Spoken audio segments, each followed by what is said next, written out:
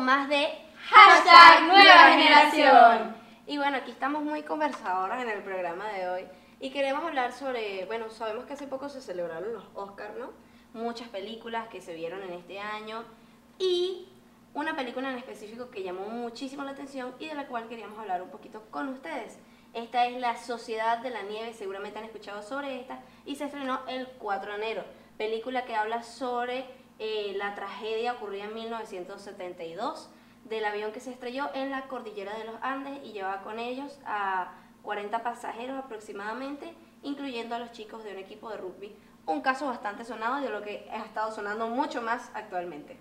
Esta película que fue muy bien recibida en Netflix y que ahora tiene un repunte porque fue nominada en los Oscars como película internacional. Entonces vamos a hablar un poquito de los datos curiosos. Yo de verdad soy una loca empedernida por la historia y también por la producción que tuvieron para realizar esta cinta.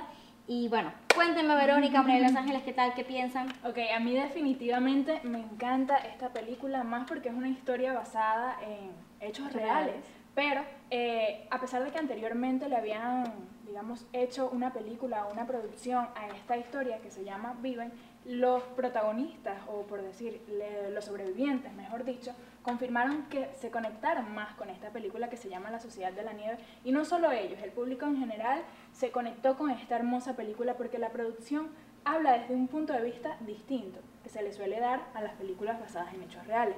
A mí en particular me parece una historia fascinante y tengo que admitir que me obsesioné. Yo pasé días viendo videos sobre la película, viendo conferencias de los sobrevivientes, viendo todos los videos habidos y por haber de los actores y las actrices de esta película y hasta leí el libro y por eso les voy a traer unas citas en este segmento.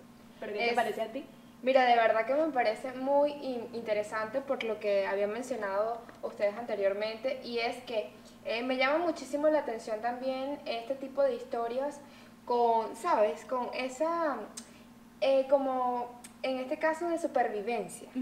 Entonces tú como que quieres saber por qué, cómo lo hicieron, cómo fue ese momento y nada mejor que esta película como te muestra los hechos y lo que ellos hacían para sobrevivir. Sí. Entonces siento que eso es lo que tiene de esencia y lo que más pega y lo que más hace que las personas quieran verla. Y que uno de sus lemas, por lo menos lo he escuchado mucho de los actores, del director Bayona y de los sobrevivientes, es que en Viven contaron mucho la historia de los que volvieron a casa, no de los que no volvieron. En esta película ves el trabajo de cada una de las personas que abordaron ese avión.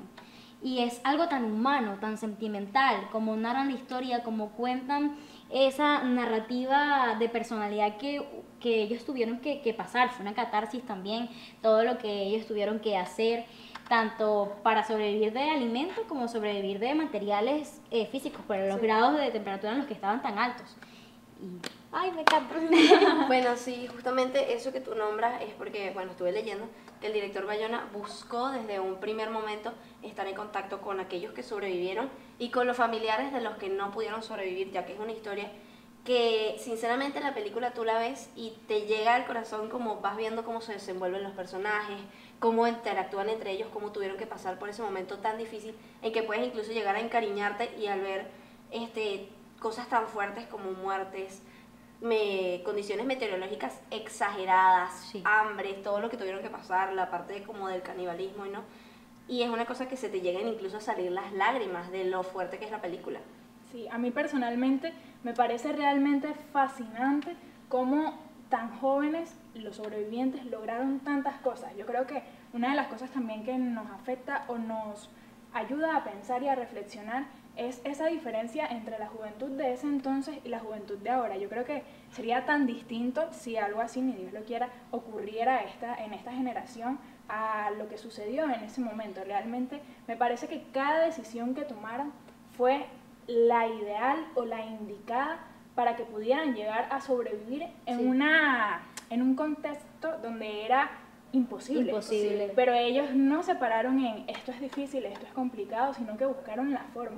Y aunque el mundo, se me quiebra la voz, qué lindo, es que me emociona mucho de verdad pensar en esto, pero sí, como les decía, ellos buscaron la forma a pesar de que el mundo los había dejado atrás incluso. Habían dejado de buscarlos incluso tanto Verónica comenta que la diferencia de la juventud de antes a la juventud de ahora, también hay una diferencia en el mundo, que de hecho es un micro que está rodando por ahí en Ecovisión, que grabamos nosotras, es el tema ambiental, el tema del cambio climático, de que qué hubiera pasado si el avión se hubiera estrellado hoy, porque no hay nieve en la cordillera de los Andes en este momento y todo se debe a la deforestación y todo este tema del ambiente que hemos hablado muchísimo aquí en el programa. Y bueno, si tienen la oportunidad de ver el micro, increíble. También tiene que ver mucho con lo que fue la historia. Es basado en científicos y en estudios que hicieron en base a esa historia de los sobrevivientes. Así es. Claro, entonces los invitamos a que la vean para que tomen un poco de conciencia, también es inspirador.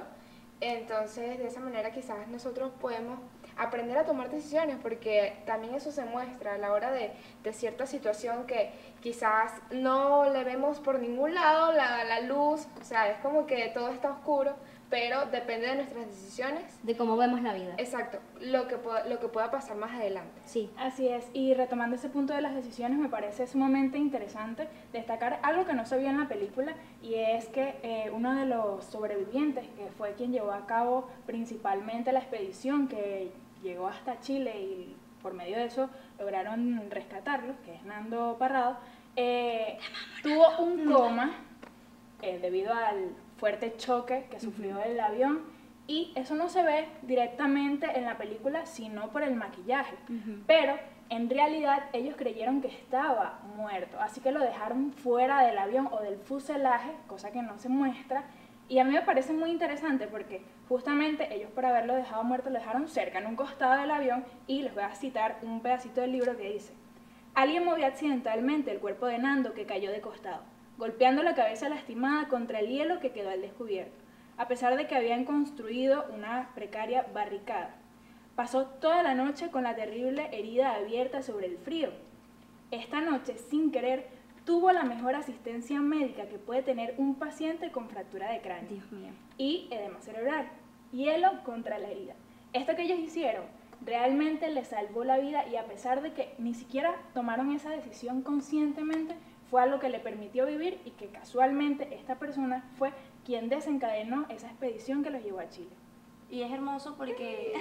Yo quiero llorar. Es hermoso porque en la película obviamente este dato no se explica, ya que ellos en ese momento no sabían qué era lo que estaba pasando. Se ven las escenas. Por el maquillaje. Y de hecho esta película fue nominada a Mejor Maquillaje y Vestuario y peluquería, sí.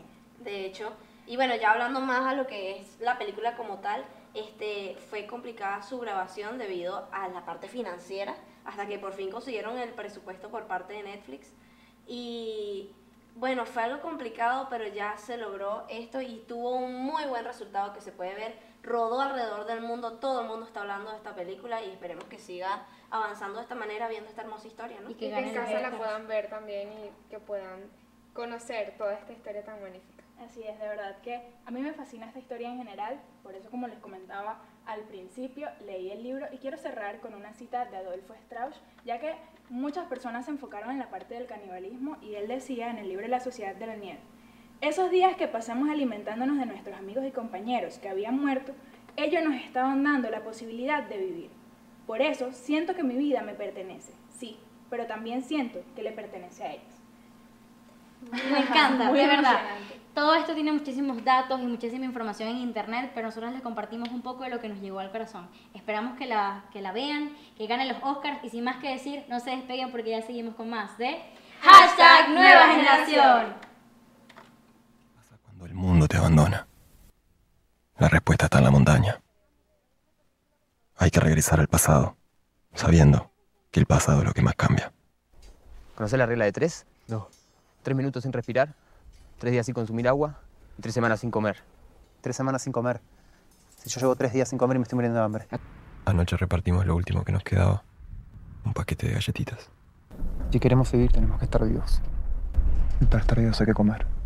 ¿Sabes lo que pasa cuando dejas de comer por tanto tiempo? Roberto, El cuerpo se seca, como una planta, se seca el cerebro, no puedes pensar. nosotros no podemos ir a agarrar y usar un cuerpo sin su consentimiento. Tenemos que comer. No tenemos ese derecho. ¿Y yo no tengo derecho a hacer todo lo que pueda para poder vivir? Cuanto mayor es el esfuerzo por salir, más fuerte golpea la montaña. No pierdas la fe. Tengo más fe de la que tuve en toda mi vida. Ahora que sos un monaguillo. Cada día que pasa, Perdemos un poquito más de vida. Las raciones de comida no alcanzan y saqueamos los huesos. Lo que al principio parecía impensable se convirtió en habitual. Los periódicos hablan de los héroes de los Andes, pero ellos no se sienten héroes porque estuvieron muertos como nosotros y solo ellos regresaron. Se preguntan por qué no volvimos juntos. Ustedes son la respuesta. Sigan cuidándose unos a otros y cuéntenle a todos lo que hicimos en la montaña.